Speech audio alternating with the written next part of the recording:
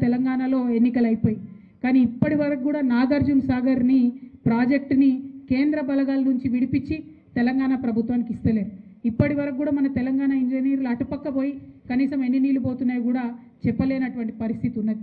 కాబట్టి వీటి మీద మనందరం కూడా ఆలోచన చేయాలి, వీటి మీద మనందరం కూడా మాట్లాడాలని చెప్పి నేను కోరుతా ఉన్నాను. అట్లానే నిజంగా కాంగ్రెస్ పార్టీకి ఉన్న భావదారిద్ర్యం ఎట్లాంటిదంటే మనం ప్రాజెక్టు కట్టుకుంటే మన రాష్ట్రంలోనే మనోళ్ళే మన ప్రాజెక్టుల మీద చచ్చిపోయిన వాళ్ళ పేర్లతో కూడా కేసులు వేసినటువంటి నీచమైనటువంటి చరిత్ర కాంగ్రెస్ పార్టీది. అది హైకోర్టులో, సుప్రీంకోర్టులో, గ్రీన్ ట్రిబ్యునల్లో ప్రతి చోట కేసులు వేసి అడ్డుకునే ప్రయత్నం చేశారు. నిజానికి ఇలా మనం ఎందుకు రౌండ్ టేబుల్ కాన్ఫరెన్స్ పెట్టుకున్నాం? ఇక్కడ మనం కేసులు వేయలేకనా? కాదు కదా. మన ప్రాసెస్ని, మన ప్రోగ్రెస్ని మనమే అడ్డుకోవద్దు, లోపాలుంటే మాట్లాడుకొని సవరించుకొని అందరం కూడా కలిసి ముందుకెళ్ళాలనేటటువంటి ఉద్దేశంతోనే ఇవాళ ఇక్కడ రౌండ్ టేబుల్ పెట్టుకున్నాం.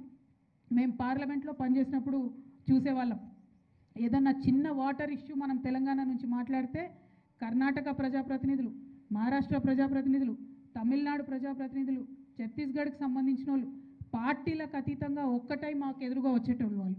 కానీ ఇక్కడ ఘోరం ఏంటంటే కేవలం తెలంగాణలోనే మనం ఆ యూనిటీ చూస్తలేం.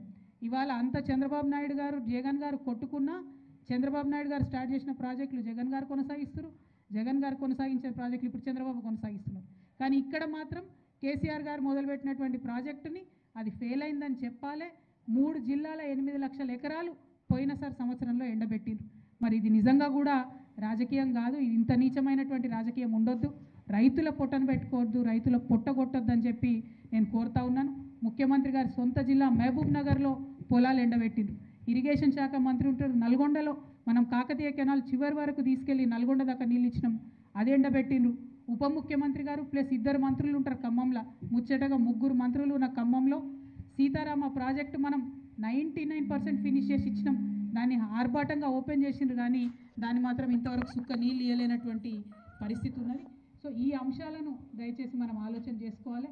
పాలిటిక్స్ చేయదగ్గ అంశం నీళ్ళ అన్న విషయం దయచేసి గమనించాలి. నీళ్లు లేకనే కదా మనం దుబాయ్కి, బొగ్గుబాయికి, బొంబాయికి వలసపోయినటువంటి పరిస్థితి. దయచేసి ఇప్పుడున్నటువంటి రాజకీయ నాయకత్వం నీటి విషయంలో రాజకీయాలు మాట్లాడడం మానేసి నిజాలు చెప్పి ప్రజల పక్షాన నిలబడి పనిచేయాలని చెప్పి నేను కోరుతా ఉన్నాను. మరి మేడిగడ్డ ప్రాజెక్టు మీద అనేకమైనటువంటి విమర్శలు చేసిండ్రు.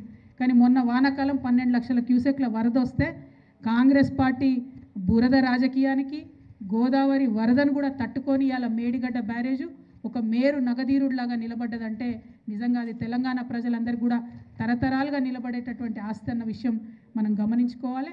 అట్లానే గవర్నమెంట్ని నేను డిమాండ్ చేస్తూ ఉన్నాను, కేసీఆర్ గారు ఆల్రెడీ పూర్తి చేసినటువంటి ప్రధాన ప్రాజెక్టులు కాళేశ్వరం కావచ్చు, చాలా మటుకు పనులు పూర్తయిపోయినాయి, పాలమూరు రంగారెడ్డి కావచ్చు, సీతారామ కావచ్చు, వీటన్నిటినీ ఇంకా చిన్న చిన్న పనులు మిగిలిన అవి ఫినిష్ చేస్తే దాదాపు 35 లక్షల ఎకరాలకు నీళ్ళు వచ్చేటటువంటి పరిస్థితి ఉంటుంది. కాబట్టి ఆ తెలంగాణ సోయితో పరిపాలన చేయాలని చెప్పి నేను డిమాండ్ చేస్తూ ఉన్నాను. రాష్ట్రాల రాజకీయాలకు అతీతంగా రాష్ట్ర ప్రయోజనాలను కాపాడాలని చెప్పి కూడా ప్రభుత్వాన్ని నేను కోరుతా ఉన్నాను. ఇప్పుడు ప్రదర్శించాల్సింది రాజకీయ చతురత కాదు, సిల్లీ పాలిటిక్స్ కాదు. ఇప్పుడు ప్రదర్శించాల్సింది ఒక స్టేట్స్మెన్షిప్.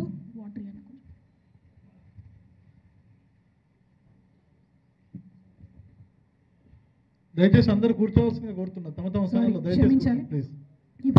ఇప్పుడు నిజంగా కూడా ప్రదర్శించాల్సింది ఒక రాజనీతజ్ఞత అని చెప్పి నేను రిక్వెస్ట్ చేస్తూ ఉన్నాను. దానికి ఎగ్జాంపుల్ మీ అందరి కళ్ళ ముందుంది. వైఎస్ రాజశేఖర రెడ్డి గారు ప్రారంభించినటువంటి ఆరోగ్యశ్రీని కేసీఆర్ గారు కొనసాగించారు. కాంగ్రెస్ పార్టీ ప్రారంభించినటువంటి మహాత్మా గాంధీ నరేగా పథకాన్ని బీజేపీ కొనసాగిస్తుంది.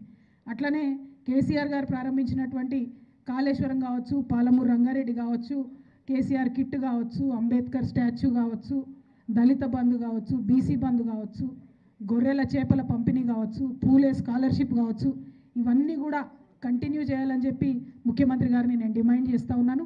ఇప్పుడున్నటువంటి మన ముఖ్యమంత్రి గారు ఒక మిస్గైడెడ్ మిసైల్ లాగా పనిచేస్తూ ఉన్నారని చెప్పి నేను అనుకుంటా ఉన్నాను. ఎందుకంటే ఆయనకు శత్రువు కేసీఆర్ అనుకుంటున్నారు, ఆయనకు శత్రువు తెలంగాణ రైతులు అనుకుంటున్నారు. కానీ శత్రువులు వాళ్ళు కాదు, శత్రువులు మన నీటిని ఎత్తుకొని పోయేటటువంటి ఆంధ్ర పాలకులు. దాన్ని గమనించాలి. ఎందుకు ఈ మాట పర్టికులర్గా చెప్తున్నామంటే ఆంధ్రప్రదేశ్ పుట్టినప్పటి నుంచి ఆంధ్రప్రదేశ్ చీఫ్ సెక్రటరీ హోదాలో పనిచేసినటువంటి ఆదిత్యనాథ్ దాస్ గారిని తీసుకొచ్చి ఇక్కడ ఇరిగేషన్ అడ్వైజర్గా పెట్టుకున్నారు. మరి ఆయన మన రాష్ట్రం కోసం ఎందుకు పనిచేస్తాడు? ఆయన పక్క రాష్ట్రం కోసమే పనిచేస్తాడు. ఆయన మంచి ఆఫీసర్ కావచ్చు, కానీ మన ఆఫీసర్ కాదు. కాబట్టి ముఖ్యమంత్రి గారిని మేము డిమాండ్ చేస్తూ ఉన్నాము, ఖచ్చితంగా ఆదిత్యనాథ్ దాస్ గారిని బాధ్యతల నుంచి తప్పించాలి. కృష్ణా ట్రిబ్యునల్లో కావచ్చు, దేంట్లో కావచ్చు, తెలంగాణ పక్షాన వాదనలు వినిపించడానికి మన తెలంగాణ ఆఫీసర్లు చాలామంది ఉన్నారు.